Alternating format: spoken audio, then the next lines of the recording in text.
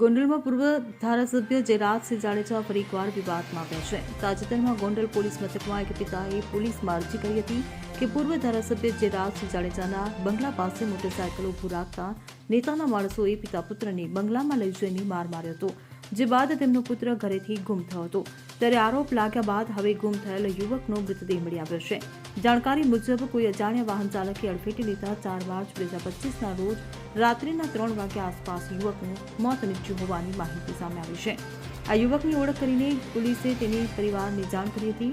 ત્યારે પુત્રના મોત બાદ પરિવારે યુવકની હત્યા થઈ હોવાની આશંકા વ્યક્ત કરી છે અને પરિવારે ફોરેન્સિક પોસ્ટમોર્ટમની માંગ કરી છે.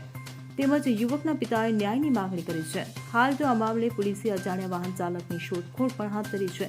ત્યારે બીજી તરફ આ મામલે હવે રાજસ્થાનના સાંસદ હનુમાન બેનીવાલ પણ મેદાનમાં આવ્યા છે અને તેમણે યુવકની હત્યાની આશંકા વ્યક્ત કરતા સમગ્ર મામલે સીબીઆઈ તપાસની માંગ કરી છે. તેમજ તેમણે આ ઘટનાને સંસદમાં ઉઠાવવાનો પણ હુંકાર કર્યો છે. આ સાથે તેમણે એવો આરોપ લગાવ્યો છે કે પૂર્વ બાહુબલી વિધાયક અને તેના સાગરીતો આ હત્યાકાંડમાં સામેલ છે.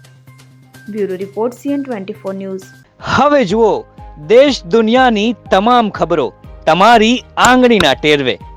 ઉઠાવો મોબાઈલ અને Google Play Store પરથી ડાઉનલોડ કરો અમારી CN24 ન્યૂઝ મોબાઈલ એપ.